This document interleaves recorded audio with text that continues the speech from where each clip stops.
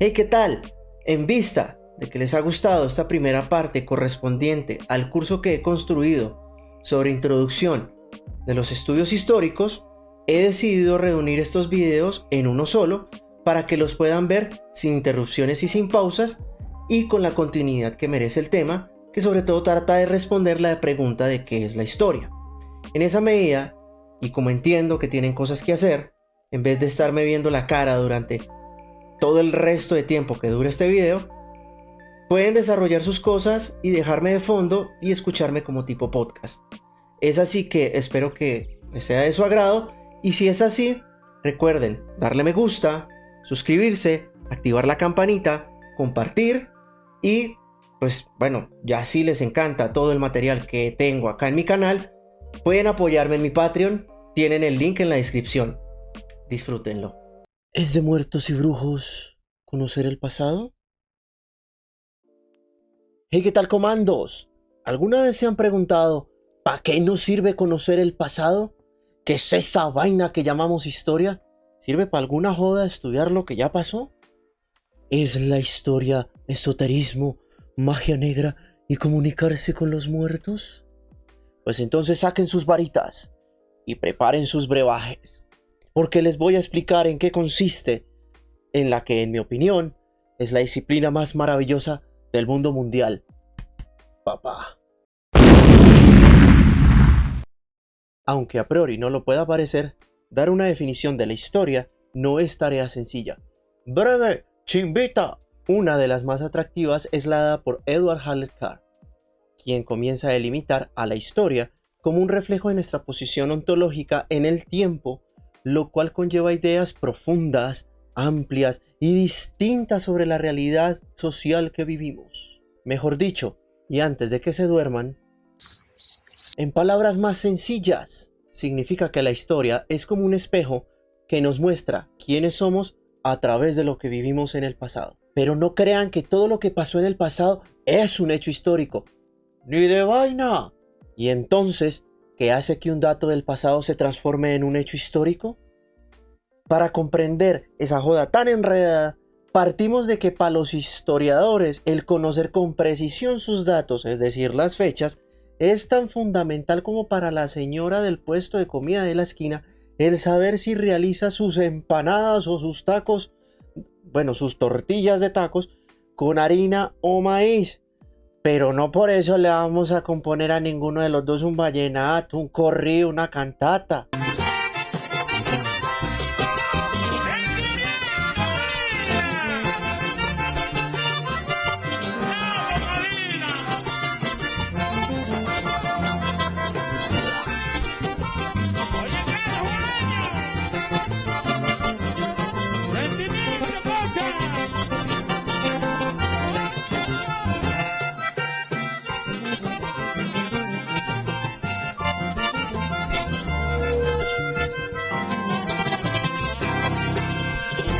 Ella sabe que su sazón no es solo la masa, lo mismo que aquella no es la función esencial del historiador, por lo que tales datos básicos del pasado no son más que su materia prima, por lo que fijarlos como hechos históricos no es más que una decisión a priorística, al igual que el relleno que nos ponen de más o de menos en la empanada o el taco.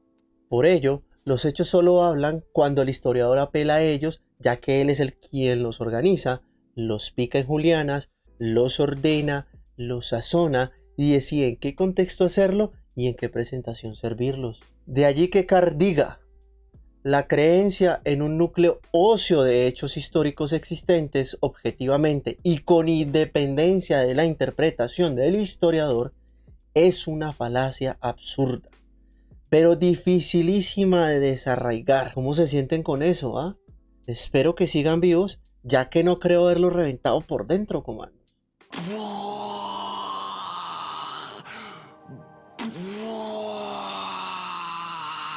Ello solo refiere a que la condición para que cualquier suceso del pasado se convierta en hecho histórico relevante es cuestión de interpretación, elemento que interviene en todos los hechos históricos per se, sobreviviendo solo una reducida selección de datos de entre toda la realidad del pasado, la cual radica en lagunas comprensivas por falta de numerosos trozos respecto de los individuos que nos precedieron y sus sociedades. Nuestra imagen ha sufrido una selección y una determinación previas antes de llegar a nosotros, no tanto por accidente como por personas conscientes o inconscientemente imbuidas de una óptica suya peculiar y que pensaron que los datos que apoyaban tal punto de vista merecían ser conservados. Por eso es tan difícil creer en los rumores que nos llegan por WhatsApp o en las charlas de pasillo, ya que ello es como cuando tu amigo o amiga cuenta un chisme sobre alguien y le agregan su propia sazón. Ello dificulta cualquier apelación que tengamos o realicemos respecto de las ideas de pasado que se profesan sobre algún jefe o jefa, compañero o compañera y sobre todo sobre algún crush, novio o novia, por motivo de que mucho de lo que se dice no son realidades absolutas, sino más tienden a ser una serie de juicios admitidos. ¿Qué? ¿Cómo que no? Me colgó. De allí que Carr proponga que el primer requisito del historiador es la ignorancia, una ignorancia que simplifica y aclara, selecciona y omite, lo cual hace que el ejercicio de la historia sea más que acumularse de papeles viejos repletos de datos supuestamente irrefutables y objetivos. Tal herejía decimonónica no hace más que hacernos aprender más acerca de menos, a la par que no permite hacer comprensible el papel de la historia, del historiador y de su oficio. Ello indudablemente no niega el esencial rol que desempeñan los documentos, pero los mismos no pueden ser fetiches en razón a que de por sí solos no constituyen el quehacer de la historia, ni mucho menos responden a qué es la historia como sucesión de acontecimientos pasados y objetivos. Cuando nos llega un comentario de pasillo, lo único que dicho chisme refleja es la forma en la que las personas que están difundiendo el rumor interpretan tanto su pasado como su presente, lo cual hace que toda concepción de la historia no solo sea retrospectiva, sino que a su vez sea contemporánea per se. Una parte esencial de la historia consiste en ver lo que pasó con los ojos del presente y bajo el paraguas de las problemáticas del mismo, lo cual hace del historiador un curador de datos pretéritos. Sin embargo, esto entraña una constante reciprocidad entre el pasado y el presente que se refleja en una constante redefinición entre uno y otro término. Así, la historia se ocupa tanto del pasado en sí como de las formas de interpretación del mismo, tanto de la serie de acontecimientos anteriores como de las investigaciones que se llevan a cabo con los mismos. Por eso, cuando nos llegue un chisme, lo mejor es investigar quién lo difundió a la par de ahondar sobre qué es lo que dice. Es decir, nuestro primer interés debe ir al historiador o relator a la vez que a los datos contenidos en sus obras o relatos. Así como cuando se trata de entender a un novio o novia cuando están enojados, emberracados, ofuscados, embejucados, enfadados, es recomendable que el historiador tenga una buena dosis de comprensión imaginativa de las mentes de las personas que le ocupan, ya que ello le permite establecer algún contacto interpretativo con las ideas de los mismos sobre los que escribe.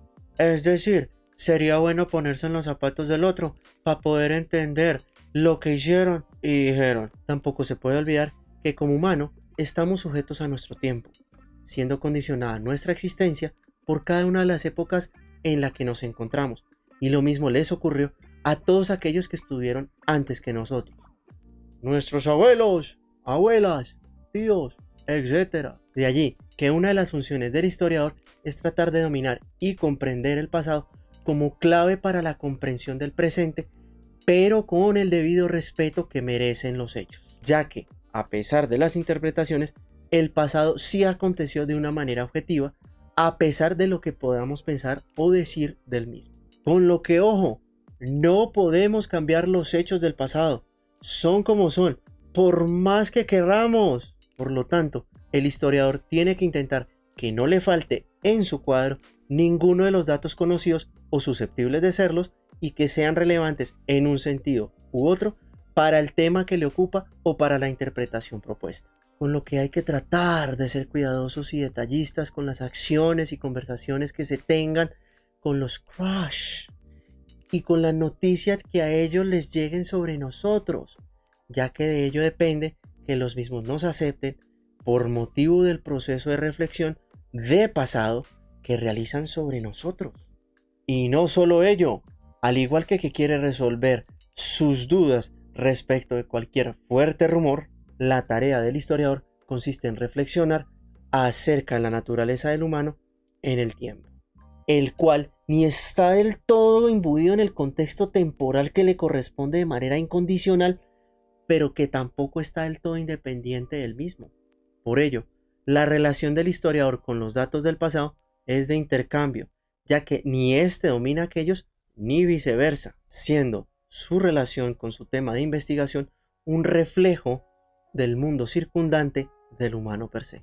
De allí que, al igual que la armonía que se establece entre los ingredientes de una receta y la experticia del chef que los prepara, el historiador es amoldado en su relato por los hechos, a la par que él amolda a estos últimos sin primacía de términos entre uno y otro. Es así como Carr responde lo siguiente al respecto de la duda de qué es la historia de manera magistral: un proceso continuo de interacción entre el historiador y sus hechos, un diálogo sin fin entre el presente y el pasado. Y bueno, comandos, espero que les haya gustado este video, que hayan aprendido más sobre qué es la historia para así comprender más a sus novios y novias y saber combatir mejor cualquier chisme de pasillo. Con lo que si fue así, comandos, les pido que por favor le den me gusta, activen la campanita y compartan con sus amigos. Quedamos conmigo para un próximo video. Chao pues, comandos.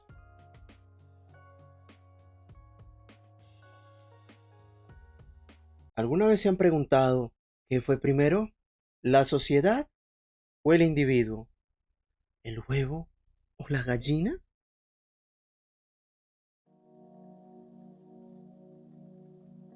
Hey, ¿qué tal, comandos? ¿Alguna vez se han preguntado cómo influyen nuestras experiencias de pasado en nuestras formas de comprender el presente? ¿Será que nuestras ideas son realmente propias? ¿O será que nos vienen impuestas desde fuera? Lo que sea que ello signifique. Pues entonces, si les gusta complicarse la existencia tanto como a mí, en vez de tratar de conquistar a sus crush, por favor, Dios, haz que se acabe esto ya. acompáñenme en este video, donde les enseñaré la complicada relación entre el individuo y la sociedad, además de averiguar qué carajos tiene que ver la historia en todo este tejemaneje. Ya se trate tal pregunta como interrogación lógica o histórica, toda respuesta a la misma siempre podrá ser peleada con una afirmación opuesta e igualmente parcial, así hasta la muerte. Lo claro es que tanto el individuo como la sociedad son inseparables, mutuamente necesarios y complementarios, que no son opuestos. Así, desde cuando apenas solo somos unos pequeños bebés, la sociedad comienza a convertirnos en unidades sociales de sí misma, por lo cual dejamos de ser meras unidades biológicas. Esto lo entiende claramente Edward Halley Carr al argumentar que cada uno de los seres humanos en cada una de las fases de la historia o de la prehistoria nace en el seno de una sociedad que le moldea desde su más temprana edad. Para Carr, ello se refleja en los idiomas que aprendemos desde el momento en que nos cambian los pañales, herencia de la agrupación social en la que crecemos.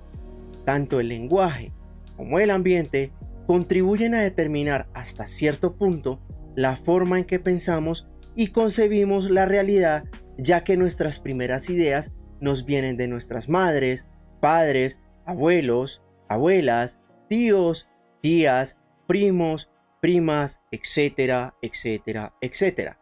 Con lo cual, el desarrollo de la sociedad y el del individuo corren parejas y se condicionan mutuamente. De hecho, lo que podemos llamar sociedades complejas y avanzadas son aquellas en las que la interdependencia de los humanos ha asumido formas complejas y avanzadas, es así como una comunidad nacional contemporánea tiene la misma capacidad para moldear el carácter y pensamiento de sus miembros, al igual que cualquier comunidad tribal primitiva de antaño, originando incluso grados de uniformidad y de conformidad entre ellos. Las diferencias de carácter nacional, emanadas de circunstancias nacionales distintas en la sociedad y la educación, son difíciles de negar. Tanto así que Carr afirma que la definición del concepto de naturaleza humana ha mutado tanto de país a país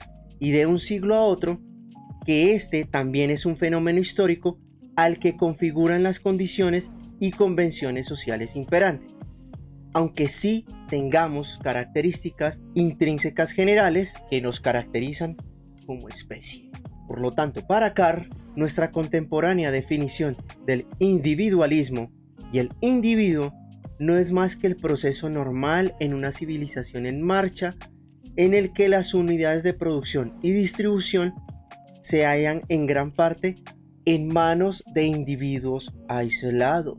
Sin embargo, Carr deja en claro que tales sucesos no significan que los individuos se hayan rebelado contra la sociedad, ni de vainas, ni en función de una emancipación de los individuos de sus trabas sociales. Ello implica choques entre diversas perspectivas de organización y jerarquización de los individuos, es decir, ello se ha traducido en peleas políticas entre grupos de individuos en la sociedad, cada uno de los cuales contiende por imponer políticas sociales que les son favorables y para frustrar las que les son contrarias. Por lo tanto, Carr nos recomienda que no llegaremos a una comprensión del pasado ni del presente si intentamos operar con el concepto de un individuo abstracto al margen de la sociedad. Aquí es donde entra en juego el papel del historiador y de la historia para Carr. Entre toda esa maraña de ideas que tratan de comprender la compleja, tóxica relación entre el individuo y la sociedad, el historiador debe recordar que su saber no es propiedad de él, en razón a que lo que estudia no es más que la acumulación de datos y momentos de pasado construidos por varias personas y generaciones reunidos en sociedad, pero sin perder su individualidad. Los hombres cuyos actos estudia el historiador no fueron individuos aislados que obraban en el vacío, actuaron en el contexto y bajo el impulso de una sociedad pretérita. De allí que le surjan las siguientes dos grandes dudas. Primero, ¿hasta qué punto son los historiadores individuos y hasta qué punto producto de su sociedad y de su época? Y segundo, ¿hasta qué punto son los hechos de la historia hechos acerca de individuos aislados y hasta qué punto hechos sociales? Respecto a la primera, para Carr, el historiador es ser humano individual a la vez que también un fenómeno social, producto a la vez que portavoz consciente o inconsciente de la sociedad a que pertenece. En concepto de tal, se enfrenta con los hechos del pasado histórico. Ello significa que el historiador es parte de la historia y como tal es intérprete del pasado a partir de su propia perspectiva. Es como cuando alguien te cuenta un rumor sobre tu crush, pero tú sabes que lo que te contaron está acomodado y adaptado, lo cual puede brindarte alguna idea respecto de si tienes competencia para conquistar su frío corazón o si solamente la gente envidiosa y mala te quiere generar ansiedad. Profesor Cocoon, ¿diría usted deben entregarse al pánico? Yo diría que sí. A lo que Carr nos dice, la gran historia se escribe precisamente cuando la visión del pasado por parte del historiador se ilumina con sus conocimientos de los problemas del presente. Realmente es difícil creer en los rumores que nos llegan sin comprender a quién o a quiénes lo dicen y las razones por lo que lo hacen. Eso mismo ocurre con la historia en razón a que No puede comprenderse o apreciarse la obra de un historiador sin captar antes la posición desde la que él la aborda. Para Carr, ello solo se refleja en que las perspectivas implementadas en la historiografía, es decir, en las formas de escritura y comprensión del pasado, tienen a su vez raíces en una base social e histórica. Cuando dices que no crees en el amor en razón a sostener que todos los hombres o todas las mujeres son iguales y por lo tanto malos o malas, estás reflejando cómo tus experiencias de pasado te han marcado para cerrar tu corazón ante cualquier relación de pareja, y por eso es por lo que sigues en soledad. Pobre cosita fea.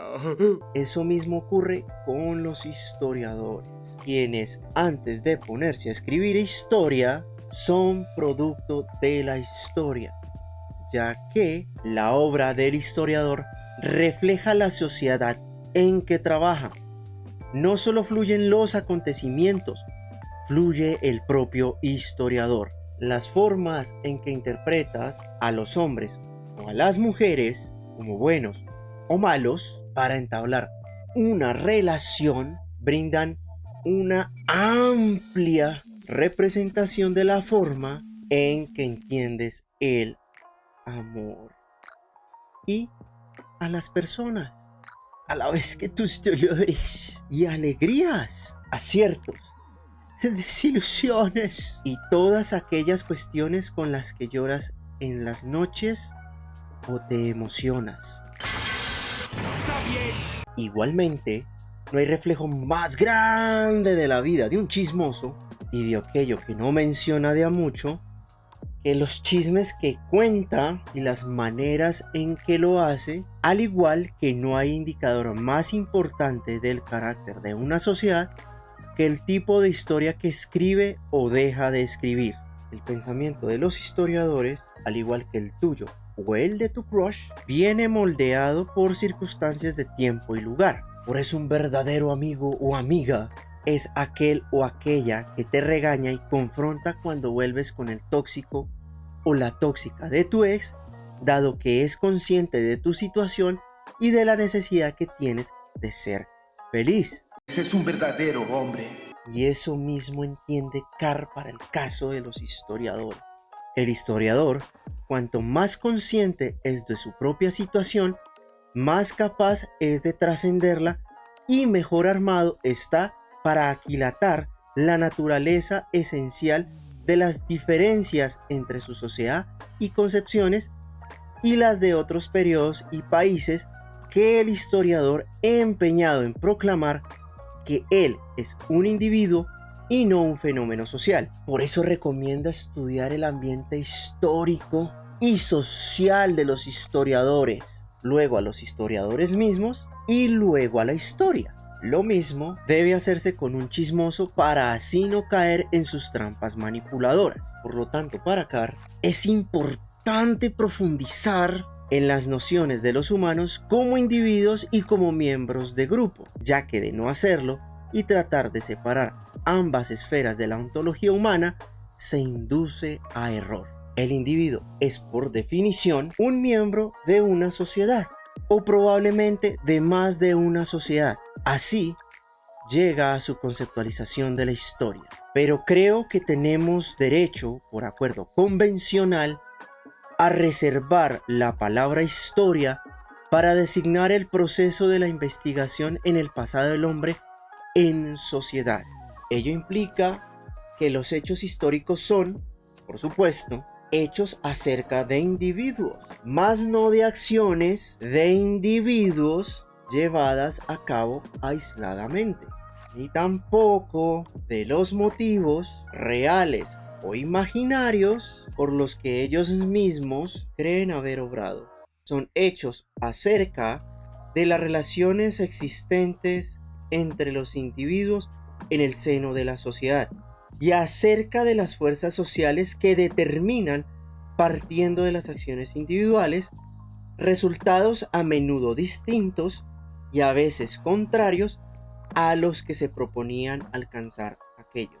Mejor dicho, a la final siempre se necesitan mínimo 2 para que se cree un chisme o para difundirlo. ¡Ay, chisme, chisme, chisme! De allí que Karen entienda que toda sociedad es escenario de conflictos sociales y los individuos que se colocan entre los enemigos de la autoridad existente son, tanto como los que la apoyan, producto y reflejo de dicha sociedad. Ello le lleva a concluir que la supuesta antítesis entre la sociedad y el individuo es un despropósito que solo genera confusión. Así, la historia es tanto una investigación llevada a cabo por el historiador como los hechos del pasado a estudiar, lo cual la hace un proceso social en el que participan los individuos en calidad de seres sociales. Por ello, el proceso recíproco de interacción entre el historiador y sus hechos,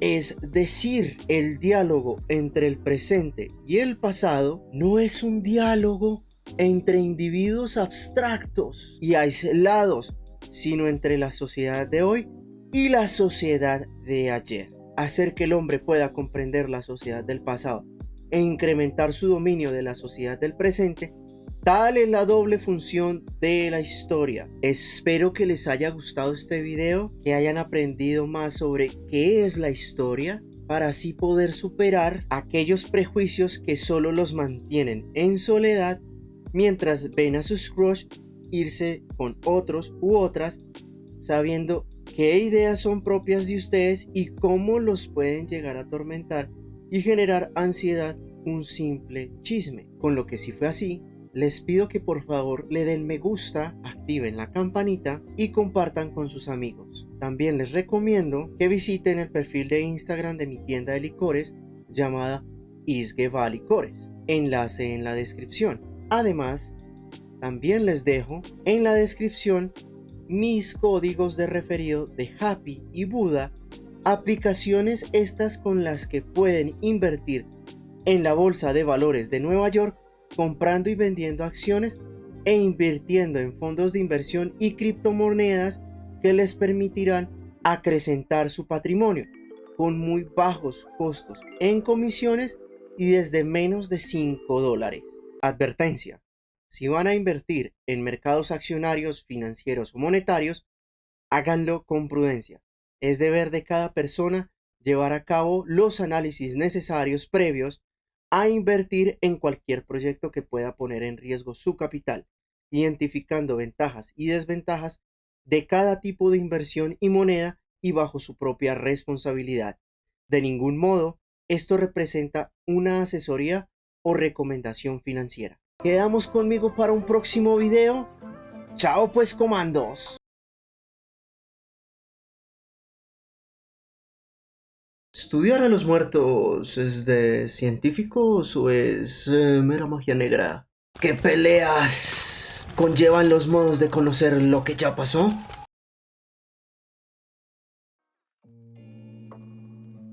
¿Y qué tal, comandos? ¿Se han cuestionado si la historia es una ciencia? ¿O cuáles son los problemas concernientes al método de la historia? Pues entonces, saquen sus calderos y alisten sus brebajes, que ya veremos si les enseño a hacer pociones, o si de una vez resolvemos el problema de la historia como ciencia.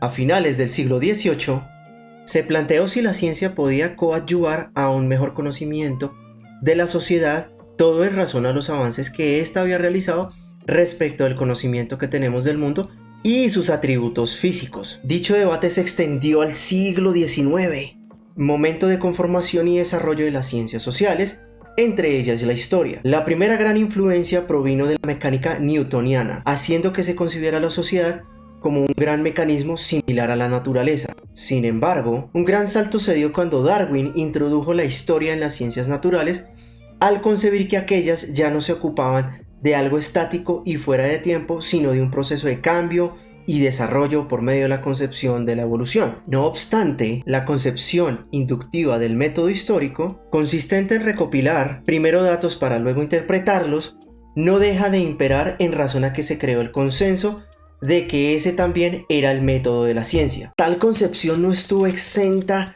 de combates y peleas. Se trató de deslindar de forma clara el mundo de la naturaleza, objeto de la investigación científica, del mundo de la historia. Ello era reflejo claro de una revolución en la ciencia que a la final ha tendido a que los historiadores se sientan cómodos en la misma. En este punto tiene mucho que ver la evolución del concepto de ley, el cual, durante los siglos XVIII y XIX, fue entendido como un proceso inductivo de observación de datos. Así, la palabra ley descendió envuelta en una aureola de gloria desde Galileo y Newton. ¡Hermosa!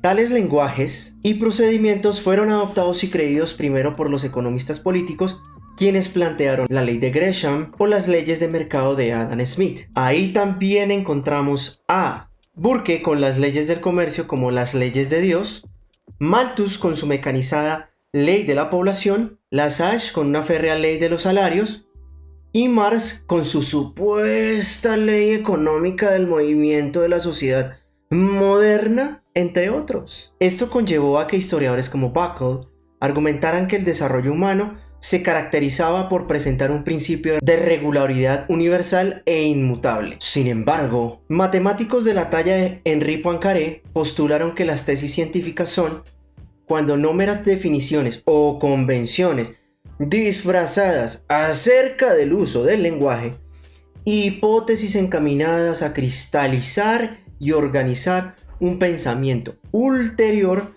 sujetas a ulterior verificación, modificación o refutación. No lo sé, Rick, parece falso. Es así como la creencia en leyes ha perdido toda su razón universalista en razón a que es por medio de hipótesis que los científicos de todos los campos adquieren nuevos conocimientos al abrir paso a nuevas investigaciones, a lo que Carr nos dice.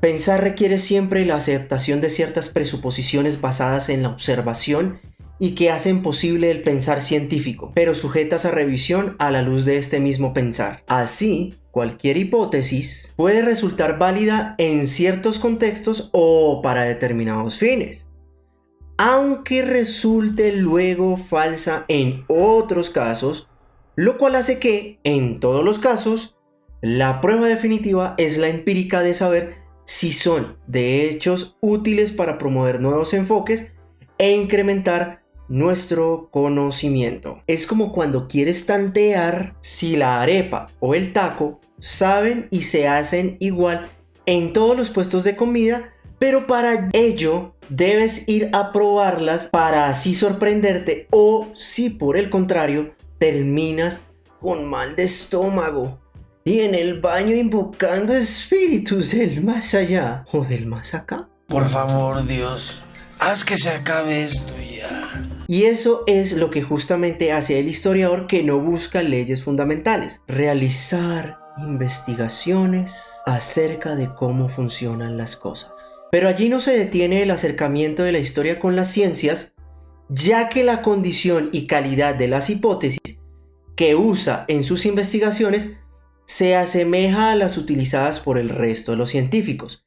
Ello hace de las hipótesis de los historiadores instrumentos imprescindibles para el pensamiento. Un ejemplo de ello es la división de la historia en periodos, lo cual no es un hecho, pero sí una necesaria hipótesis o herramienta mental válida en la medida que nos ilumina y que depende, en lo que hace a su validez misma, de la interpretación. Igual ocurre con la historia atendiendo a sectores geográficos, ya que, a la final, las hipótesis que adopta un historiador revelan sus tendencias propias. Mejor dicho, por la calidad del chisme se conoce al chismoso.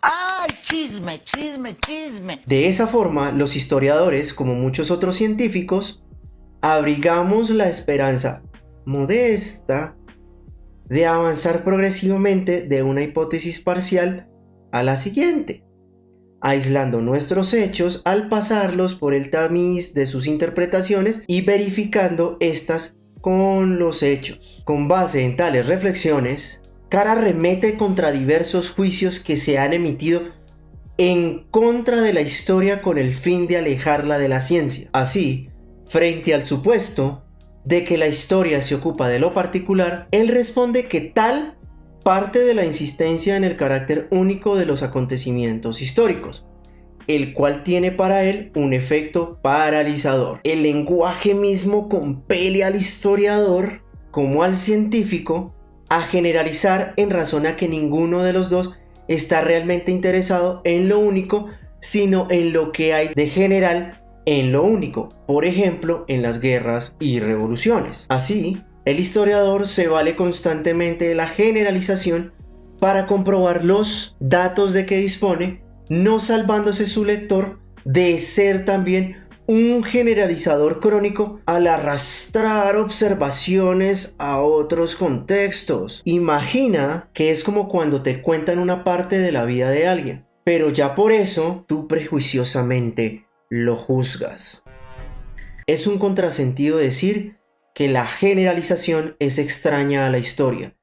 La historia se nutre de generalizaciones. Por ello, lo que distingue al historiador, como al resto de científicos, de los recopiladores de datos históricos, científicos y coleccionistas, es la generalización. Sin embargo, ello no implica que se pueda construir un amplio esquema de la historia en la que han de encasillarse los acontecimientos específicos. La historia se ocupa de las relaciones entre lo único y lo general, y ello conlleva a la cuestión de qué enseña en razón a que, por medio de la generalización, aprendemos y tratamos de aplicar la lección deducida de un conjunto de acontecimientos a otro conjunto de acontecimientos. Mejor dicho, de tus fracasos amorosos anteriores, aprendes a desconfiar de tus relaciones y a llevarlas con calma y más sabiduría. A menos, claro, que vuelvas con el tóxico o la tóxica de tu ex. Ahí sí es que no aprendiste nada. Estás bien pendejo.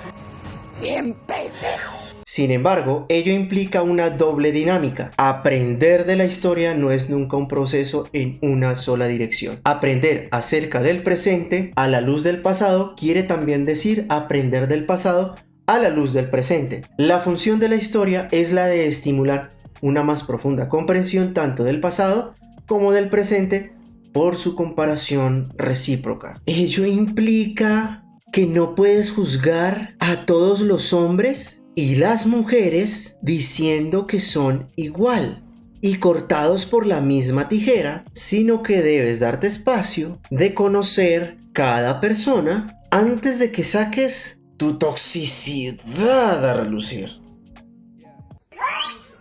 Si las llamadas leyes científicas que afectan nuestra vida cotidiana son de hecho afirmaciones de tendencias, afirmaciones de lo que ocurrirá en igualdad de condiciones, es decir, de laboratorio, la clave del pronóstico en la historia se halla para acá en la distinción entre lo general y lo específico, entre lo universal y lo singular. El historiador no tiene más remedio que generalizar, y al hacerlo, aporta orientaciones generales para la acción ulterior, las cuales, aunque no predicciones específicas, son válidas a la vez que útiles. Por eso es por lo que debes ponerle atención a tu mamá cuando ella te dice que esa chica o chico no te conviene, ya que, si bien ella pareciera que fuera bruja, pues no lo es, pero sí ha tenido suficientes experiencias de pasado como para darte recomendaciones de futuro. No seas tóxico y pendejo. Algo claro es que nadie ni nada puede adivinar el futuro,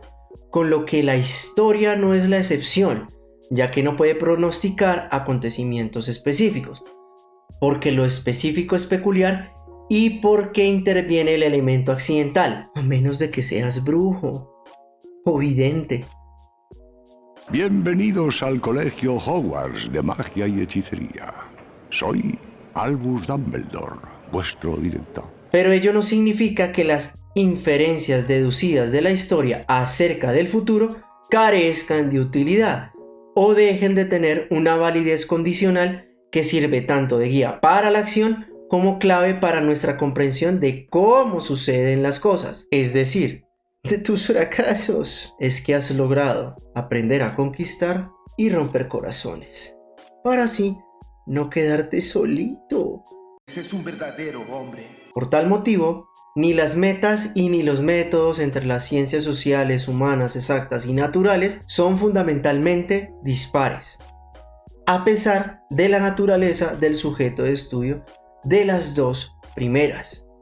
El ser humano es, desde cualquier punto de vista, la entidad natural más compleja que conocemos, y el estudio de su comportamiento puede muy bien implicar dificultades distintas de las que ocupa al físico o al naturalista. Estudiar al humano tiene sus características, y es que al ser estudiado por otros humanos, los análisis se ven irrevocablemente impregnados del punto de vista del observador, lo cual conlleva a que la relatividad impregne el tejido de la historia. Para Carr, no es solo cierto que el cariz del especialista en ciencias sociales interviene necesariamente en todas sus observaciones. También es cierto que el proceso de observación afecta y modifica a aquello mismo que se viene observando. Una de las razones por la que la historia se repite muy escasas veces entre pueblos históricamente conscientes es que las dramatis persona son sabedoras en la segunda representación del desenlace del primero, y su acción viene afectada por tal conocimiento. Por eso es por lo que te vuelven a poner los cachos y vuelves a ser cornudo o cornuda cuando vuelves con el tóxico o la tóxica de tu ex, ya que ellos saben cómo eres y por eso juegan con tus sentimientos. De nuevo.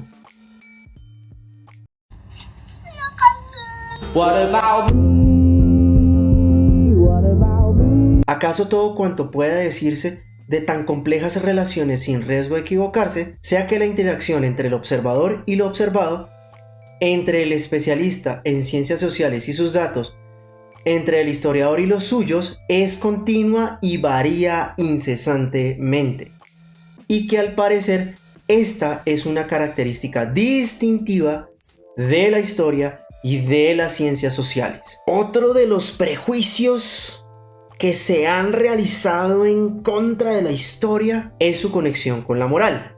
Sin embargo, en este punto Carr es enfático en decir que el historiador no se detiene en pronunciar juicios morales acerca de las vidas privadas de los individuos que desfilan por sus páginas, surgiendo las mayores ambigüedades en torno a cuestiones del enjuiciamiento moral de los actos públicos. A este respecto es enfático en decir que rechacemos pues la noción que hace del historiador un juez de horca y cuchillo y pasemos al problema más arduo pero más provechoso de los juicios morales, no ya acerca de individuos sino de acontecimientos, instituciones o políticas del pasado. Estos son los juicios importantes del historiador, y los que insisten con tanto fervor en la condena moral de los individuos aporta a veces, sin saberlo, una coartada a grupos y sociedades enteros. Es de tener en claro que los datos históricos presuponen cierto grado de interpretación, y las interpretaciones históricas siempre llevan inherentes juicios morales. Si no, pregúntale a tus ex qué piensan de ti y verás qué tan tóxico o tóxica eres, o quizás no. ¿Qué? ¿Cómo que no? Lo que es claro es que hemos nacido en una sociedad y ello implica nacer en la historia sin chance de salida de la misma. Así, los calificativos de bueno y malo son, para el historiador, categorías imprescindibles del pensamiento, pero carecen de sentido y no pueden aplicarse hasta que se les instala un contenido específico. El proceso por el cual se le da a las concepciones morales abstractas un contenido histórico específico es un proceso histórico. Y además, nuestros juicios morales proceden de un marco conceptual que es el mismo creación de la historia. Carr considera que aquellos que tratan de blandir un criterio o valor suprahistóricos desde los cuales pronunciar sus juicios acerca de acontecimientos o situaciones históricas no hacen más que tratar de concretar un punto de referencia universal que es ahistórico y contradice la propia esencia de la historia. Ello solo conlleva a dogmatismos respecto del pasado, relegando el hecho de que la historia es movimiento y el movimiento implica comparación. Por ello, los historiadores son cautelosos a la hora de expresar sus juicios morales, haciéndolo en palabras de índole comparativa y no con absolutos rígidos como los de bueno y malo.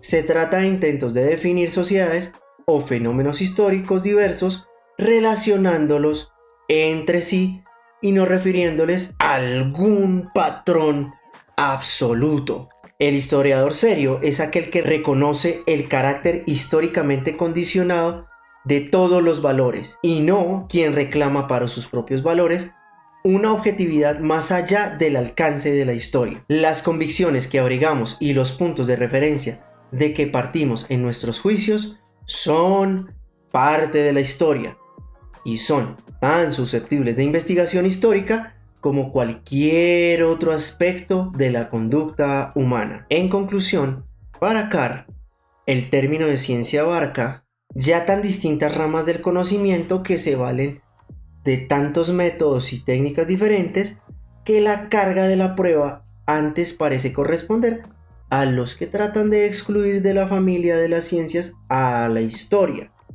que a quienes abogan lo contrario. De allí que la solución que proponga para que la historia tenga el estatus de ciencia que merece es la de hacerla justamente más científica, es decir, endureciendo sus exigencias hacia quienes la trabajan, además de mayor fe de los historiadores en su trabajo. También indica que se deben fomentar en científicos e historiadores una mejor comprensión de la identidad de sus metas, sobre todo porque sostiene que todos los científicos tienen en común el propósito fundamental de tratar de explicar y el procedimiento fundamental del preguntar y responder. Espero que les haya gustado este video, que hayan aprendido más sobre qué es la historia, para que así puedan superar aquellos prejuicios que solo los mantienen en soledad mientras ven a sus crush irse con otros u otras, sabiendo que tienen que escuchar a sus mamás con atención para alejarse de relaciones tóxicas en las que solo jugarán con ustedes. Con lo que, si fue así, les pido que por favor le den me gusta, se suscriban, activen la campanita y compartan con sus amigos. Además, también les dejo en la descripción mis códigos de referido de Happy Buda, aplicaciones estas con las que pueden invertir en la Bolsa de Valores de Nueva York, comprando y vendiendo acciones e invirtiendo en fondos de inversión y criptomonedas que les permitirán acrecentar su patrimonio con muy bajos costos en comisiones y desde menos de $5. Advertencia: si van a invertir en mercados accionarios, financieros o monetarios, háganlo con prudencia. Es deber de cada persona llevar a cabo los análisis necesarios previos a invertir en cualquier proyecto que pueda poner en riesgo su capital, identificando ventajas y desventajas de cada tipo de inversión y moneda y bajo su propia responsabilidad. De ningún modo, esto representa una asesoría o recomendación financiera. Quedamos conmigo para un próximo video. Chao pues, comandos. Estudiar el pasado es como jugar a la ruleta para ver si se logra algo. O por el contrario, ¿cómo explica la historia la experiencia humana?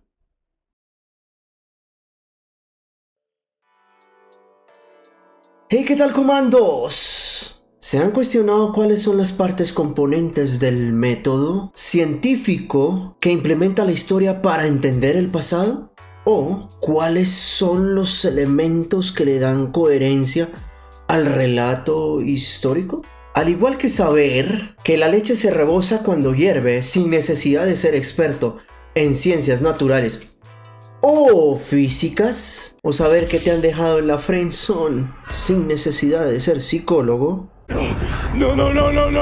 Del mismo modo, se puede leer o escribir acerca de los acontecimientos del pasado sin tratar de saber por qué ocurrieron, sin lograr explicar o brindar una mayor comprensión. Es por ello por lo que el estudio de la historia es un estudio de causas, dado que el historiador pregunta continuamente y como niño de 7 años, ¿por qué? ¿Por qué? Yo no entiendo nada. Dicho cuestionamiento le permite conocer las cosas nuevas en contextos nuevos. La búsqueda de respuestas para tales tipos de cuestionamientos conllevó a que historiadores y filósofos traten de organizar la experiencia pasada de la humanidad con el descubrimiento de las causas de los acontecimientos históricos y de las leyes que los rigen. Estas leyes y causas se concibieron unas veces como algo mecánico y otras en términos biológicos, ya como algo metafísico, ya como algo económico o como algo psicológico. Ello conllevó a que, durante la modernidad, se llegara al acuerdo de que era doctrina aceptada de todos que la historia consistía en hacer desfilar los acontecimientos del pasado en una secuencia ordenada donde primero venía la causa y detrás seguía el efecto. Dado el prejuicio existente contra el concepto de causa, debido a la falacia que se crea al concebirlo como civil de determinismo, desde el siglo XX se han implementado eufemismos que a la final no han hecho más que retroceder al investigador a la pregunta de ¿por qué? ¿Por qué? Haz de cuenta que es como cuando no quieres aceptar que te estás enamorando y quieres eludir el sentimiento llamándolo amigos con derechos. Estás bien pendejo. Bien pendejo. De allí la importancia de tratar de comprender qué tienen en común todas las clases de causas. Lo primero es preguntar ¿qué hacen los historiadores en la práctica cuando se encuentran ante la necesidad de atribuir causas a los acontecimientos? Generalmente ello implica la asignación de varias causas al mismo acontecimiento. Todo en razón a que el historiador se enfrenta con múltiples causas, tal y como cuando tú te enfrentas a la pregunta de por qué te gusta tu crush y dices, no sé. La reflexión de las causas conduce a la segunda característica del estudio del historiador, la cual consiste en que, ante la lista de causas que lleva reunidas, sentirá una compulsión profesional a reducirlas a un orden, a establecer cierta jerarquía causal que fijará las relaciones entre unas y otras. Ello conlleva a que los historiadores tiendan a anunciar la causa básica o causa de todas las causas, haciendo que se conozca a cada estudio de pasado por las causas que invoca, igual que como se conoce a un chismoso por las razones y el tamaño del chisme. ¡Ay, chisme, chisme, chisme! Es así como Carr nos dice, toda discusión histórica gira en torno de la discusión de la prioridad de las causas. Superando a cualquier chismoso, el historiador acumula constantemente más y más respuestas a la pregunta de por qué, cuando amplía y profundiza su investigación. Paradójicamente, los estudiosos del pasado se ven ante la necesidad al mismo tiempo de simplificar la multiplicidad de sus respuestas y de introducir cierto orden y unidad en el caos de los acontecimientos y en la baraúnda de las causas específicas, caso similar al del resto de ciencias y científicos. Por ello, para Carr aún es aplicable el hecho de que el historiador debe trabajar mediante la simplificación tanto como la multiplicación de las causas. La historia, como la ciencia, avanza gracias a este proceso doble y en apariencia contradictorio. Sin embargo, tal práctica no está exenta de problemas de diverso índole, los cuales dificultan el entendimiento del pasado. Uno de los primeros obstáculos que se presentan al momento de estudiar el pasado provienen del determinismo, al cual define Carr como la convicción de que todo cuanto ocurre tiene una o varias causas y no podía haber ocurrido de otro modo más que si algo en la causa o las causas hubiese sido asimismo distinto. Per se, que el determinismo es un problema humano en general, siendo el ser humano, cuyas acciones no tienen causa y son por lo tanto indeterminadas, una abstracción tanto como el individuo situado al margen de la sociedad. Todo en razón a que el axioma de que todo tiene causa es una condición de nuestra capacidad de comprender lo que a nuestro alrededor acontece. Porque, en definitiva, no hay nada más malo que te cuenten un chisme sin decirte el por qué o el cómo inició, dejándote esas malas personas con la mitad del cuento y con expectativas inconclusas.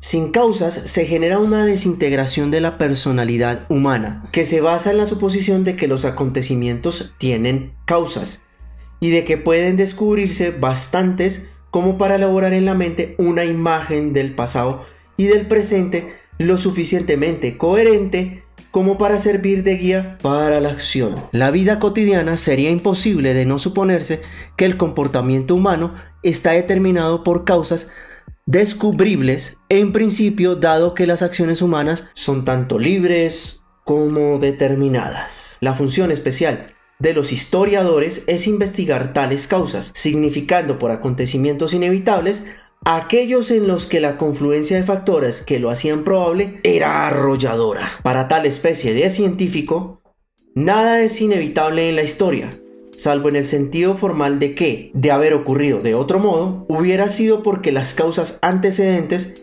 eran necesariamente otras. Lo entre comillas inevitable se sustenta en lo que pudo haber sido y no fue, y por eso el historiador los trata como asuntos terminados, lo cual entra en conflicto con lo que implica hacer historia reciente. El problema de la historia contemporánea es que viven quienes recuerdan la época en que todavía existían todas las opciones y les parece difícil adoptar la postura del historiador para quien han quedado todas canceladas por el hecho consumado. Un segundo obstáculo que detecta Carr para el estudio del pasado consiste en la denominada nariz de Cleopatra, la cual entiende como la teoría según la cual la historia consiste en rasgos generales en una serie de acontecimientos determinados por coincidencias fortuitas y tan solo atribuibles a las causas más causales. Oye, despacio, cerebrito. Teniendo de presente renovadas insistencias en la importancia del accidente en la historia, de lo contingente y de lo imprevisto, lo cual, si bien es cierto que existe y pasa, decir que algo ha sido un azar desafortunado es una de las formas más frecuentes de eximirse de la cansada obligación de examinar sus causas. Al igual que con la selección de hechos, y como les comenté en un video anterior al respecto de dicho proceso que realiza el historiador, del cual les dejo el enlace del mismo, la relación del historiador con sus causas tiene el mismo carácter doble y recíproco que la relación que le une a sus hechos. Las causas determinan su interpretación del proceso histórico y su interpretación determina la selección que de las causas hace y su modo de encauzarlas. Eso tiene sentido para mí. Al igual que implícitamente jerarquizamos las razones por las cuales nos encantan nuestros crush, la jerarquía de las causas, la importancia relativa de una u otra causa o de este o aquel conjunto de ellas, tal es la esencia de su interpretación, lo cual aporta la clave del problema de lo accidental en la historia. Si bien resulta vano suprimir el hecho de que diversos accidentes han modificado el curso de la historia, el mundo del historiador, lo mismo que el mundo del científico, no es copia fotográfica del mundo real, sino más bien modelo operativo que le permite con eficacia variable comprenderlo o dominarlo. El historiador destila de la experiencia del pasado, o de tanta experiencia pasada como llega a conocer aquella parte que le parece reducible a una explicación y una interpretación racionales, y de ello deduce unas conclusiones que podrán servir de guía para la acción. La historia es, por lo tanto, un proceso de selección que se lleva a cabo atendiendo a la relevancia histórica,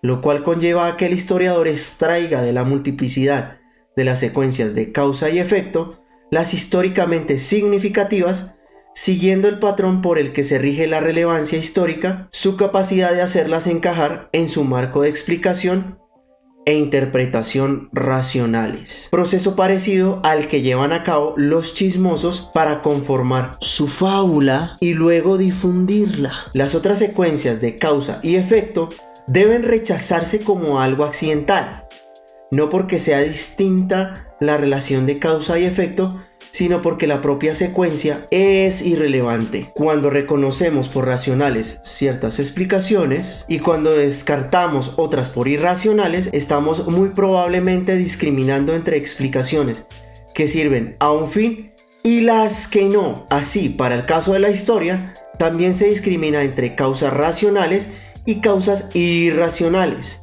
siendo las primeras las que aplican a otros países, periodos o condiciones, por abrir la posibilidad de conducir a generalizaciones y lecciones fructíferas que pueden deducirse de ellas. Es decir, sirven al fin de ensanchar y profundizar nuestra comprensión. Respecto de las causas accidentales, Carr menciona: las causas accidentales no pueden generalizarse y como son exclusivas en plena acepción de la palabra, ni nos enseñan lecciones ni nos llevan a conclusiones. Es precisamente la noción de una meta por alcanzar lo que da la clave al enfoque de la causación en la historia, y eso implica por fuerza juicios de valor. Un cuarto obstáculo es la cuestión referente al presente, al hoy, a la hora. Al respecto, es sabido que el presente no tiene más que una existencia conceptual como línea divisoria imaginaria entre el pasado y el futuro. Así, la línea divisoria entre ambos tiempos se franquea cuando dejamos de vivir solo en el presente y surge en nosotros un interés consciente tanto por nuestro pasado como por nuestro futuro. De ese modo, la historia empieza cuando se guarda memoria del pasado en beneficio de ulteriores generaciones. Es así como los historiadores, filósofos y todos aquellos interesados en el estudio del pasado no solo formulan la pregunta de ¿por qué? ¿Por qué? Sino también de ¿a dónde?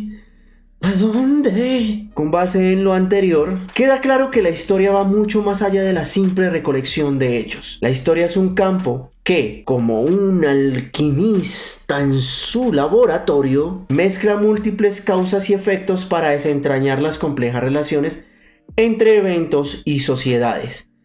Desde la obsesión por entender el porqué de los sucesos hasta la lucha y conciliación contra el determinismo y la causalidad, los historiadores se embarcan en una aventura intelectual para dar sentido a lo que fue. La historia no es solo una cronología de eventos, sino un diálogo constante entre el presente y el pasado, una herramienta que nos permite comprender mejor nuestro mundo y quizás guiarnos hacia un futuro más consciente. En este proceso, los historiadores deben equilibrar la multiplicidad de causas con la necesidad de simplificación, reconociendo tanto las fuerzas determinantes como las contingencias del azar. Así como una ciencia en su propio derecho, la historia nos invita a reflexionar sobre nuestra posición en el tiempo, recordándonos que comprender el pasado es esencial para navegar el presente y planificar el futuro. Espero que les haya gustado este video, que hayan aprendido más sobre qué es la historia,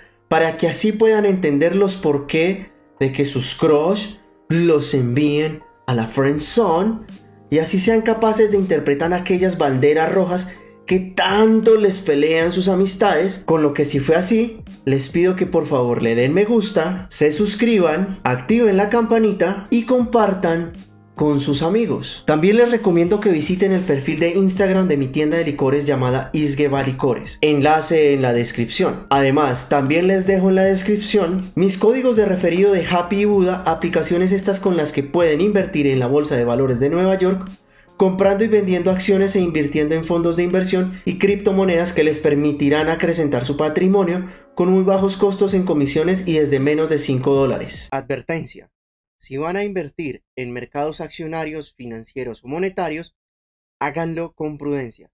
Es deber de cada persona llevar a cabo los análisis necesarios previos a invertir en cualquier proyecto que pueda poner en riesgo su capital, identificando ventajas y desventajas de cada tipo de inversión y moneda y bajo su propia responsabilidad.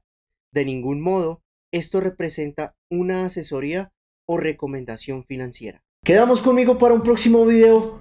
Chao pues, comandos.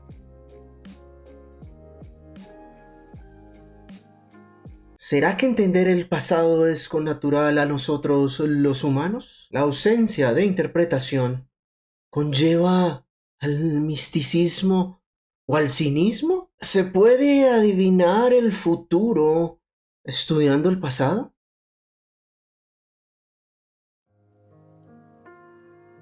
Hey, ¿qué tal, comandos? ¿Alguna vez se han preguntado por qué le damos relevancia significativa al pasado? ¿Cómo se constituye una historia científica? Para lograr el propósito científico fundamental de la historia, el cual consiste en tratar de explicar el pasado por medio del procedimiento fundamental del preguntar y responder, se han desarrollado propuestas tales como el desarrollar un enfoque constructivo del pasado, el cual pretende relegar tanto el cinismo como el misticismo. Para ello, es importante definir el misticismo como aquella concepción según la cual el significado de la historia radica en algún lugar fuera de ella, sobre todo en los reinos escatológicos, mientras el cinismo alude a aquella actitud en la que se concibe que la historia carece de significado o lleva a múltiples significados igualmente válidos o parejamente inválidos, o tienen el sentido que arbitrariamente se nos antoje, tal cual y como ocurre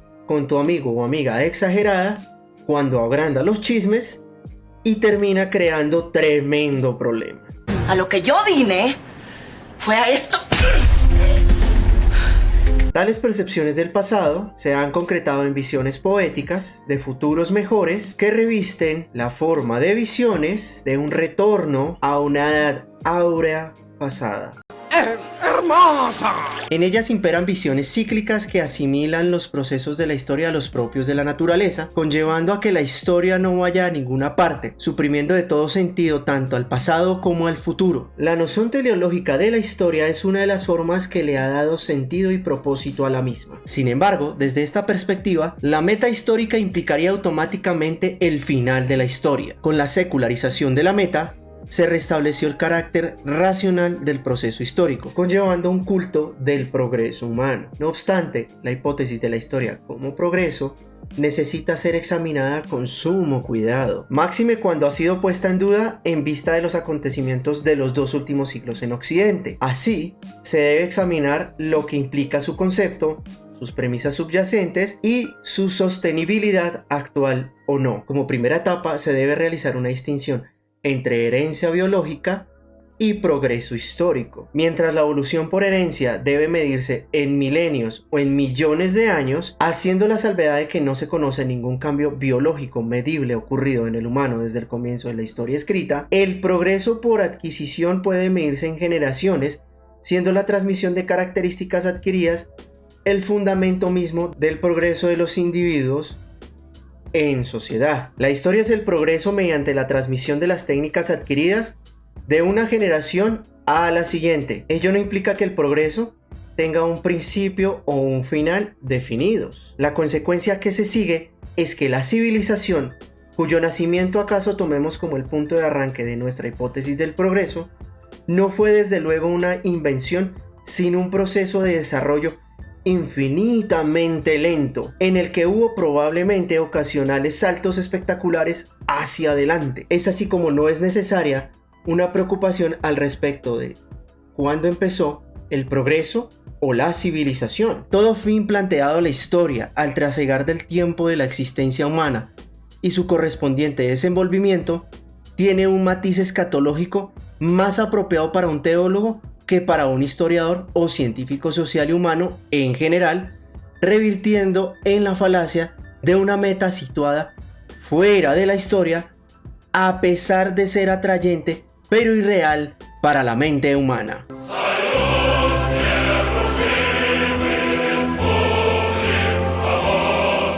La historia como ciencia progresiva y como constancia del progreso pasado conlleva a que en la defensa de la hipótesis del progreso se debe estar dispuesto a tratarlo como un proceso en que las exigencias y condiciones de los periodos sucesivos impondrán su contenido específico. Así se logrará una comprensión progresiva de la historia como curso de los acontecimientos y como documentación de su constancia. El contenido de la historia no puede ser captado más que a medida que vamos experimentándola. El progreso de la historia también implica interrupciones, altibajos, desviaciones de continuidad, con giros adversos que no son contrarios a la convicción de la existencia del progreso mismo. Las civilizaciones se han extinto en diversos lugares, como también han surgido en otros de lo más variopintos, siendo el progreso discontinuo tanto por lo que al sitio se refiere como en cuanto al tiempo. ¡Está horrible! Así, lo que para unos significa un momento de decadencia, para otros ejemplifica un momento de paso adelante, motivo por el cual el progreso no significa ni puede significar progreso igual y simultáneo para todos, ya que se caería en la peligrosa falacia de la univocidad del pensamiento, lo cual no es más que caldo de cultivo para el cautiverio. ¡Sáquenme de Latinoamérica! Sin embargo, ¿cuál es el contenido del progreso atendiendo a la acción histórica? Un primer elemento es la que dan los historiadores a la acción humana, ya que son ellos quienes le agregan el matiz de la hipótesis de progreso al interpretar todas las acciones del pasado como tal, sin llegar a invalidar dicho concepto. Por ello se plantea la suposición en la historia de que la humanidad es capaz de sacar provecho de la experiencia de sus predecesores, aunque no siempre lo haga. Es así como la creencia en el progreso no significa la creencia en un proceso, cualquiera que sea este, automático e ineluctable, sino en el desarrollo progresivo de las potencialidades humanas. Por lo tanto, sería complicado profesar una fe en la perfectibilidad del humano con un consecuente paraíso terrenal, ya que sería como creer que tu ex va a cambiar y te va a tratar mejor solo por amor. ¿Cómo que no? ¿Me colgó? No es de olvidar que si bien el progreso es un término abstracto, las metas concretas que se propone alcanzar la humanidad surgen de vez en cuando en el curso de la historia, y no de alguna fuente situada fuera de ella. Por ello tendemos a concebir al progreso hacia metas que solo pueden irse definiendo conforme avanzamos a ellas y cuya validez nada más puede comprobarse en el proceso de alcanzarlas, las cuales son necesarias para que perdure cualquier sociedad, implicando sacrificios a las generaciones vivas en beneficio de las venideras. ¡Escuadrón de suicidio! ¡Escuadrón, ataquen!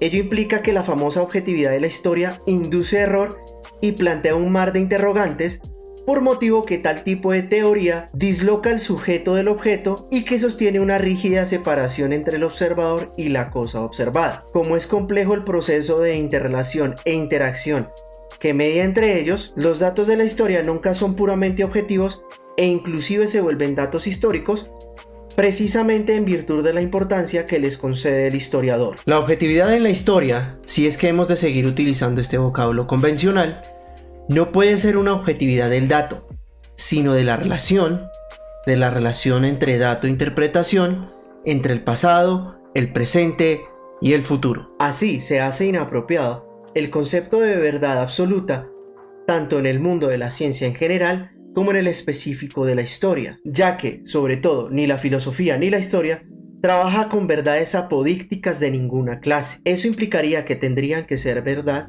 las promesas de cambio de tu ex y que su fidelidad es absoluta e incuestionable. Estás bien pendejo.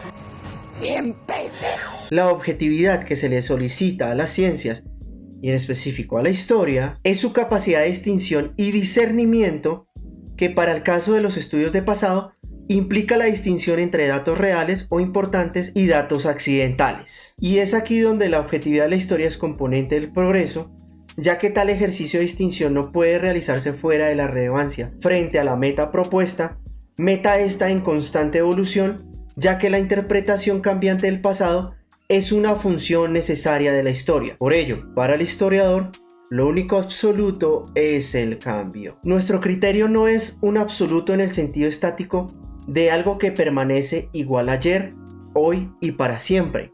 Semejante absoluto es incompatible con la naturaleza de la historia, pero es un absoluto en cuanto a nuestra interpretación del pasado. Con cada planteamiento de criterios de absoluto se rechaza la óptica relativista según la cual una interpretación vale tanto como otra, o que cualquier interpretación es cierta en su tiempo y lugar, y aporta la piedra de toque con la que finalmente habrá de juzgarse nuestra interpretación del pasado. Solo así se puede organizar e interpretar los acontecimientos del pasado, lo cual ayudaría a liberar y organizar las energías humanas del presente, pensando en el futuro, siempre teniendo en cuenta que el proceso mismo sigue siendo progresivo y dinámico. Nuestro sentido de la dirección y nuestra interpretación del pasado están sujetos a modificación y evolución constantes conforme vamos adelante. La objetividad básica en la historia tiene sentido en la medida que el futuro es el que puede dar la clave de la interpretación del pasado. Ello se materializa en la interrelación entre presente y pasado,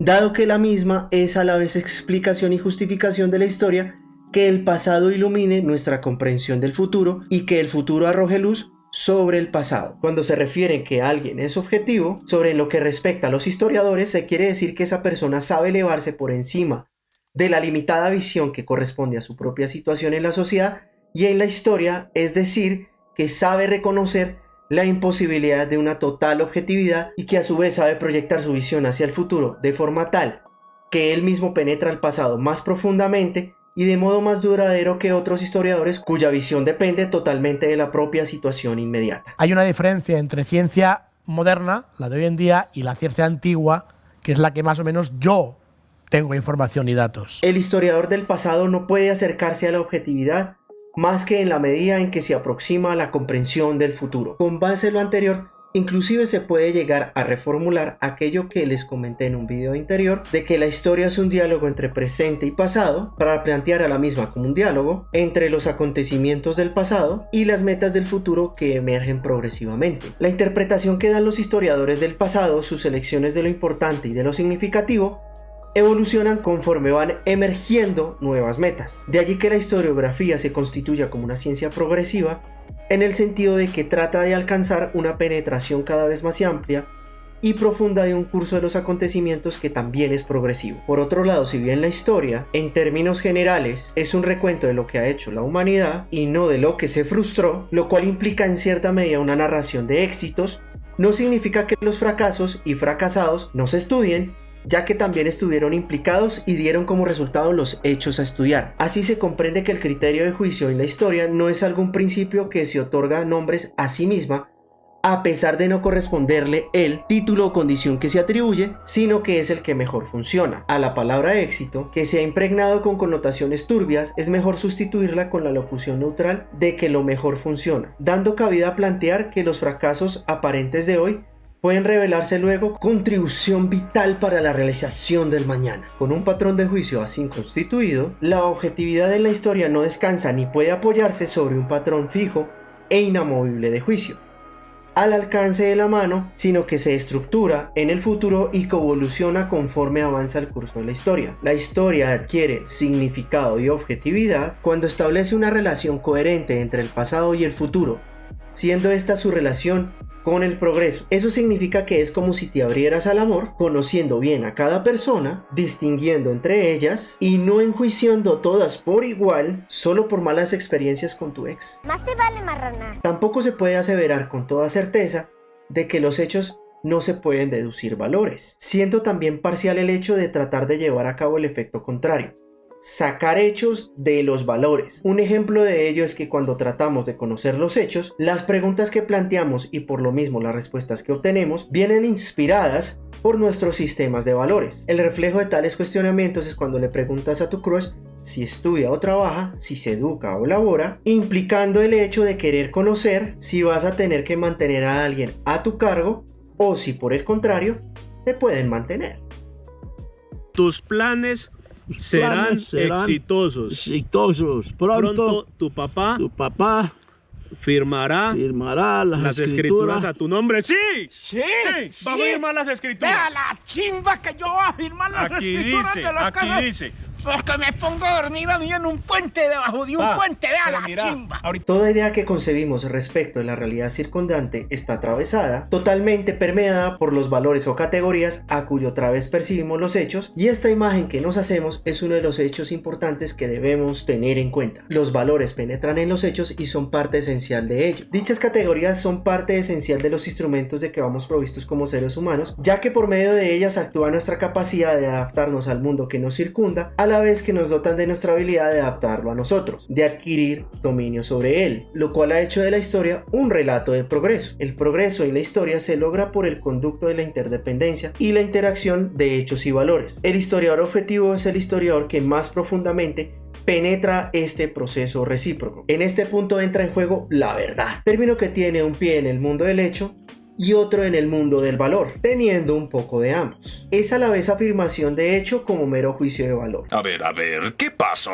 Aquí la verdad histórica se halla en alguna parte entre estos dos polos, el polo norte de los hechos carentes de valor y el polo sur de los juicios de valor, todavía luchando por transformarse ellos mismos en hechos. El historiador se encuentra en equilibrio entre el hecho y la interpretación, entre el hecho y el valor, no existiendo modo de separarlos. Mencionado asunto se concreta en el hecho de que la concepción que tengamos de la historia refleja nuestra concepción de la sociedad. La convicción de que provenimos de alguna parte está estrechamente vinculada a la creencia de que vamos a algún lado. Una sociedad que ha perdido la fe en su capacidad de progresar en el futuro dejará pronto de ocuparse de su propio progreso en el pasado. Hasta aquí nos queda claro que, al analizar la historia y la idea de progreso, nuestra comprensión del pasado está influenciada por diversas interpretaciones. La noción teleológica de la historia demuestra que la misma debe ser vista como un proceso dinámico y continuo.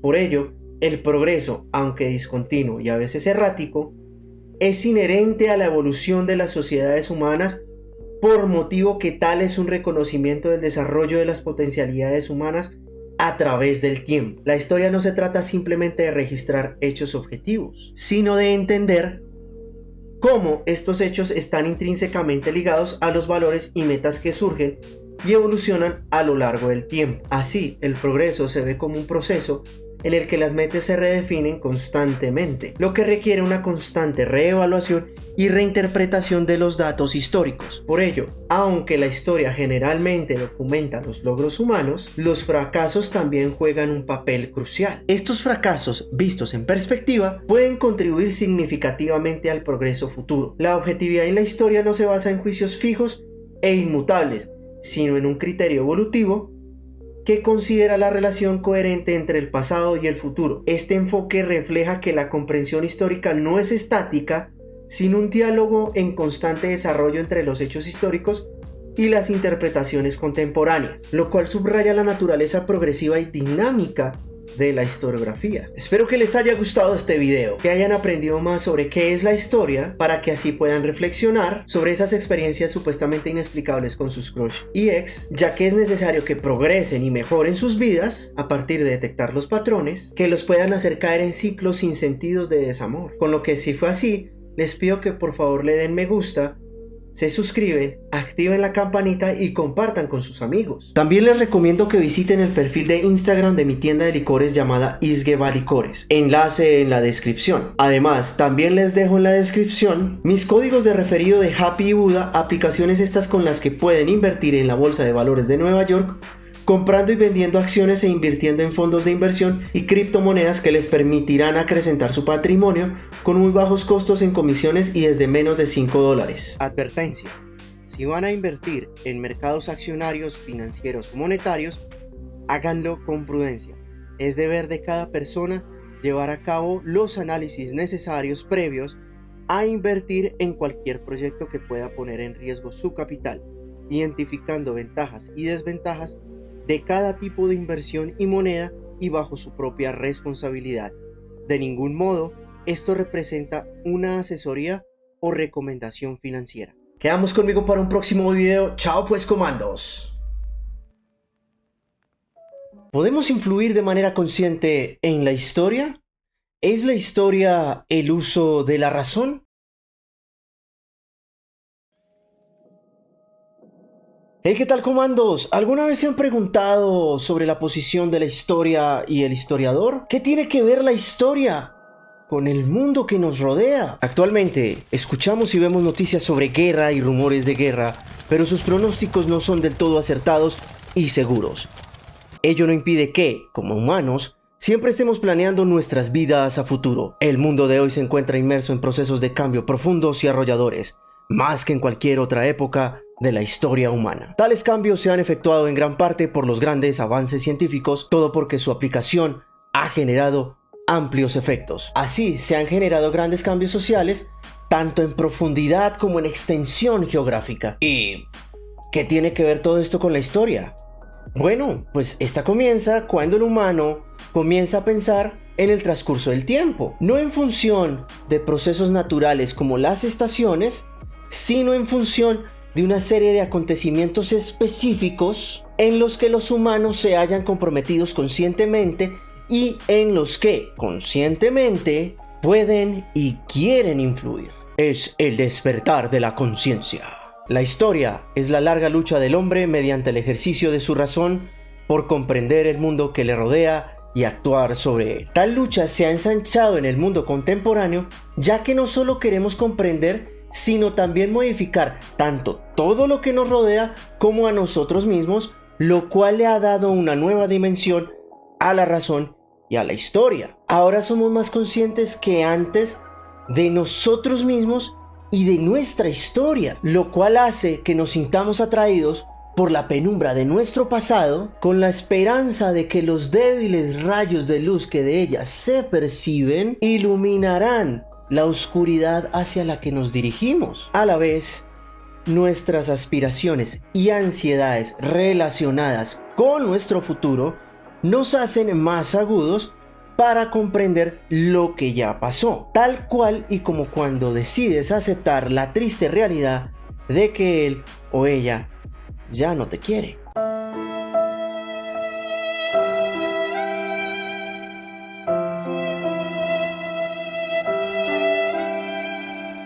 Como vimos en videos anteriores, presente, pasado y futuro están vinculados en la interminable cadena de la historia. Como humanos buscamos la libertad, sabiendo que la buscamos y la deseamos, existiendo hasta cierto punto una unión entre libertad y razón. Por el estudio de la historia, a la par que hemos adquirido plena conciencia de nuestro poder sobre el mundo circundante y sobre nosotros mismos, hemos caído en la cuenta de nuestra capacidad de dictaminar leyes bajo las cuales hemos de vivir.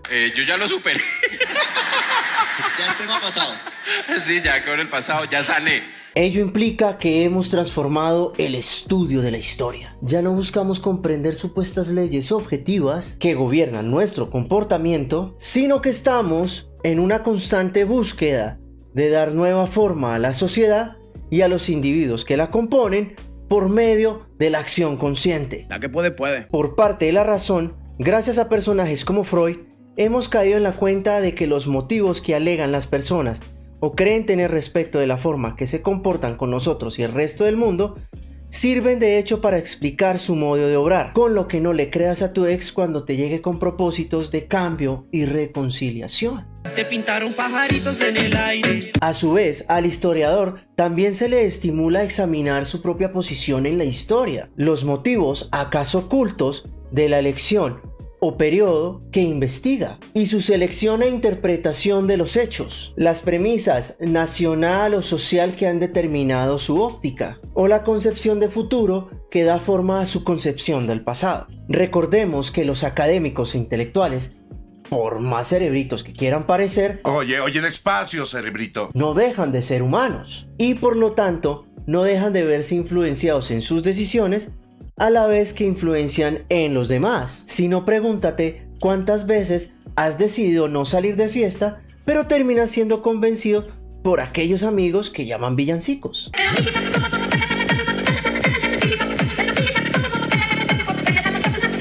Eso implica que no somos individuos separados y al margen de la sociedad y fuera de la historia, como ya les he contado antes. Pero, antes de seguir, este es el momento oportuno para que te suscribas a este canal. Otros te cuentan los relatos, las historias. Yo te cuento lo que hay detrás. Si te interesa la historia, la política, la economía, todo junto con un poco de humor, pues este es tu lugar. Con lo que ya sabes. Suscríbete, comparte, activa la campanita para que estés siempre al tanto del nuevo contenido. Asimismo, si te gusta todo lo que hago en este canal, puedes apoyarme en mi Patreon. Link en la descripción. Ahora sí, sigamos con nuestro estudio de hoy. Los cambios en el humano y sus formas de pensar también se deben profundamente por el desarrollo y uso de los métodos modernos de adoctrinamiento y persuasión. Aquellos que son profesores, educadores, pedagogos, No, espera, piensa en los niños. han estado conscientemente empeñados en contribuir a dar a la sociedad su nueva forma, conforme a un molde determinado, y en inculcar a la generación ascendente las actitudes, las adhesiones y las opiniones apropiadas para ese tipo de sociedad. La política educadora es parte integrante de cualquier política social racionalmente planeada. De allí que se plantee la importancia de que la primera función de la razón, en cuanto la aplicamos a nosotros como individuos en sociedad, ya no es la simple y mera investigación, sino que debe servir para transformar el mundo que nos rodea, para así contrarrestar todo proceso de adoctrinamiento. Es así como para Carr, tal elevada conciencia del poder humano de mejorar la conducción de sus asuntos sociales, políticos o económicos por la aplicación de procesos racionales es uno de los aspectos más destacados de los cambios revolucionarios acontecidos en el mundo contemporáneo, dados sus desarrollos de conocimiento e innovación. Como contraste, hay fuertes campañas conscientes y racionales encaminadas a moldear a los individuos en una dirección predeterminada, con lo que la instrucción, que es un instrumento necesario y poderoso para favorecer la expansión de capacidades y oportunidades del individuo, y por lo tanto la expansión de una mayor individualización que favorece la vida en sociedad, es asimismo entre las manos de agremiaciones con capacidad de ejercicio coercitivo una poderosa herramienta para fomentar un supuesto pero irreal ideal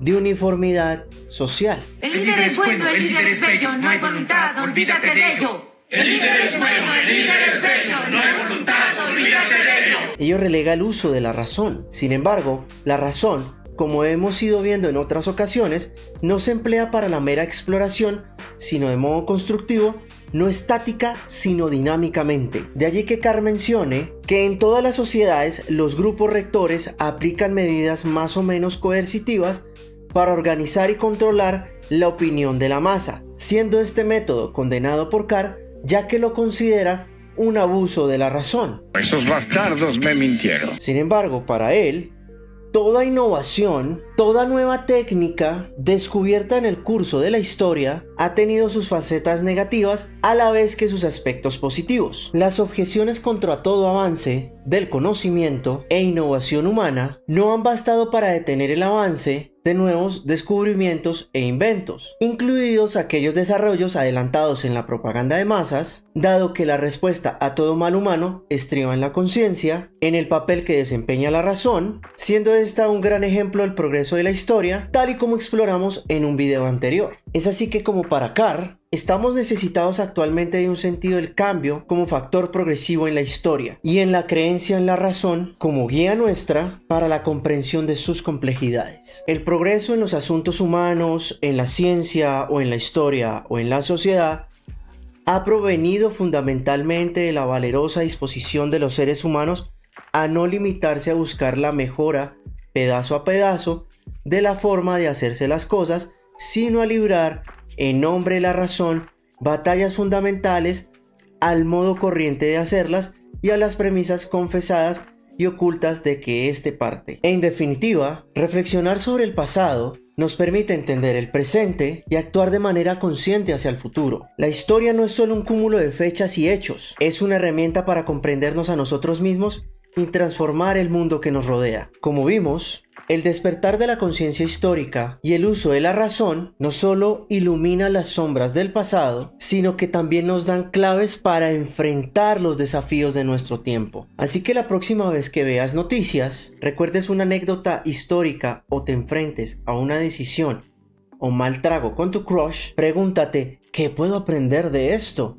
Porque sí, somos parte de esta interminable cadena de la historia, y lo que hagamos hoy influirá en los que vienen mañana, con lo que ahora el turno es para ti. ¿Crees que la historia realmente nos ayuda a tomar decisiones más conscientes en el presente? ¿La educación moldea nuestra visión de la historia y nuestra conciencia del mundo? ¿Hay alguna relación entre pasado, libertad y razón? Déjamelo saber en los comentarios. Con lo que espero que te haya gustado este video, que hayas aprendido más sobre qué es la historia, para que así puedas tomar decisiones razonadas a la vez que drásticas, respecto de todas aquellas relaciones tóxicas que pretendan influenciarte a vivir una vida de perdición y locura. Si es así, te pido que por favor le des me gusta, te suscribas, actives la campanita y compartas con tus amigos. También te dejo en la descripción mis códigos de referido de Happy Buda, aplicaciones estas con las que puedes invertir en la bolsa de valores de Nueva York, comprando y vendiendo acciones e invirtiendo en fondos de inversión y criptomonedas que te permitirán acrecentar tu patrimonio con muy bajos costos en comisiones y desde menos de $5. También puedes replicar mi portafolio de inversión desde la aplicación de eToro, el cual me ha dado una rentabilidad anual mayor al 10%. Advertencia: si van a invertir en mercados accionarios, financieros o monetarios, háganlo con prudencia. Es deber de cada persona llevar a cabo los análisis necesarios previos a invertir en cualquier proyecto que pueda poner en riesgo su capital, identificando ventajas y desventajas de cada tipo de inversión y moneda y bajo su propia responsabilidad. De ningún modo, esto representa una asesoría o recomendación financiera. Quedamos conmigo para un próximo video. Chao pues, comandos.